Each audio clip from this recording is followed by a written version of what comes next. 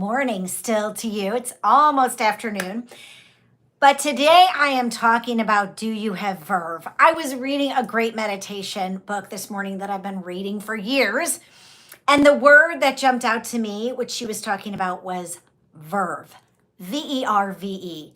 Do you know what that word means? Well, I was reading the meditation thinking about how so many of us don't bring this verve to life. And you can think of it as having nerve to do things in your life that maybe you're a little afraid to do.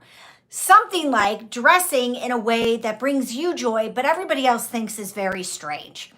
Or bringing life to your artistic work. Let's say you're a painter or you are an artist or a musician and you show up with that passion, with that enthusiasm, with that joy to bring forth that part of you, that authentic, genuine part of you that wants to come to life, that wants to show itself to the world.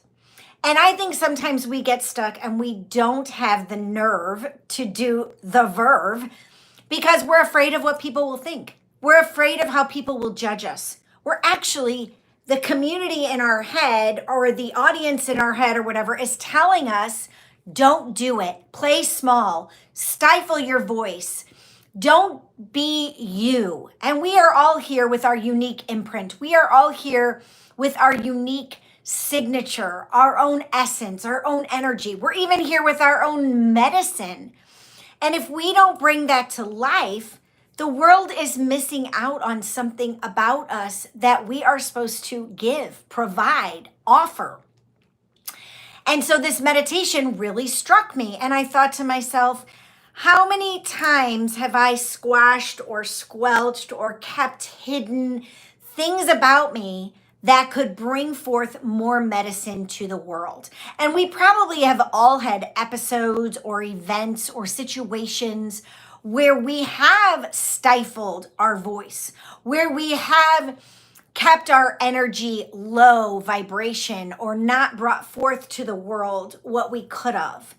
And I remember for me personally in my life, because I was just writing a talk that I'm doing in a couple of weeks at a women's event about how during my marriage, I really was taught more and more and more, or kind of groomed or oppressed to keep my voice quiet or not to say things to people because it embarrassed my husband and it made him feel that people were going to judge us. But that was all on him. And so what I ended up doing was making myself small and diminishing my light. And that really was very hard for me to not be myself because I would show up in situations and I wouldn't know how to act, or I was afraid to say things because I thought I would get the wrath of my husband later on saying to me, you shouldn't have said that. You shouldn't have done that. You hurt that person's feelings. Why did you do that? And I was just really trying to show up in life as my authentic self. And over time, what ended up happening was I started to isolate myself and I started to become a recluse and a hermit in my life because I was afraid of not only offending him, but what if I was offending somebody else? And this really, really was difficult for me. And this really became the demise of me as my authentic self, of Melissa as her authentic self. So I lost that verve. I lost that part of myself that was very confident, that was very outgoing, that was somebody that was always interested in other people because somebody in my life was just making me shrink.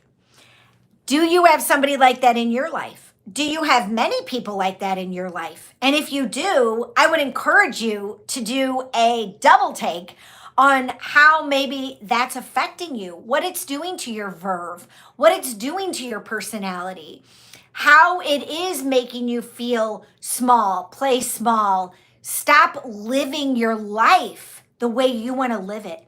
Because that's what I stopped doing.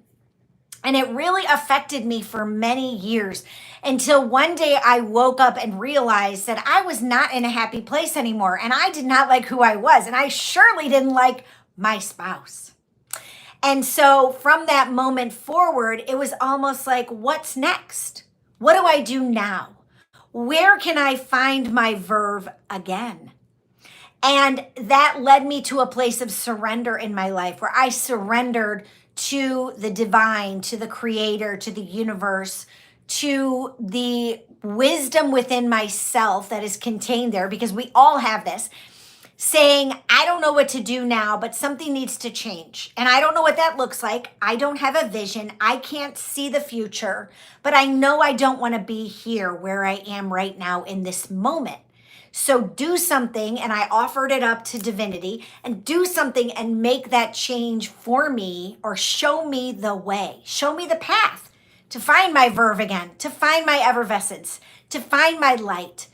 And it took time, you all. It took months and months and months of going within and being present to my feelings, and to leave that space where I was trying to be, as I was writing in my talk, contained in a box.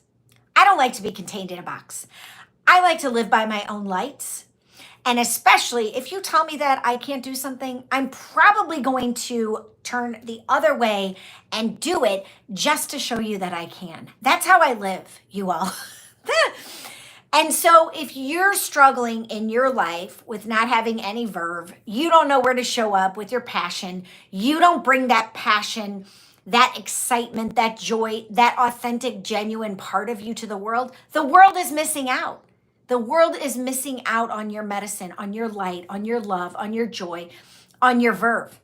And so today my message is about challenging you to show up whatever you do, where it can be wherever you all, it can be at the grocery store, it can be at the doctor's office, it can be at your children's school when you pick them up, it can be out wherever you are in your exercise class. You have the potential to bring the best part of yourself, the most energetic, vibrant, a new outlook, a change of heart, a change of perception to that space, and make a difference in that way. But you know what? It starts with you. And I did a video about this the other day. Of course, it's all about me. And it's all about you. How are you going to make yourself feel better about you, or understand yourself, or heal yourself, or work on yourself, or just change parts of you that you know are not happy, not fulfilled, not loving, not authentic, not genuine? And it's a process, and it can be challenging. And there is a collective shadow that we can see. If we just look out in the world, we can see in the macrocosm the shadow of the macrocosm. And you know what? That shadow exists within each one of us until we heal it, or we change it, or we make a choice or a decision to do it differently, to perceive ourselves differently. Because when we perceive then ourselves differently, of course, the perception of the world changes. Have you heard this saying before? We don't see the world as it is. We see the world as we are. That's very, very profound, but it's true. And so every day, that's me. I keep working on myself. What can I do differently? How can I be better? Because I want to bring that verve to the world. I want to bring that most authentic, genuine person that I can. Not a rageful person, not a hateful person, not a judgy person, not a critical person, not a pessimistic person. I don't want to be any of those people. So I'm going to leave that part of me behind and work towards the most genuine, authentic, loving, kind, compassionate, aware, understanding person that I can be. And that's where your verve then starts to grow, and you start not caring what people think, and you don't care that people say, why'd you do that? And I watched somebody else do this recently as well, trying to put me in a box.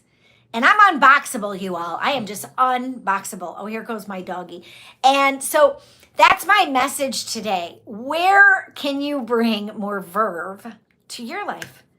Maybe you want to wear a very edgy sort of piece of clothing, or you want to do your makeup differently, or you want to learn to play an instrument that you've always wanted to play because you have a passion to be a singer and be out there in public, bringing that music to life and that passion of yours.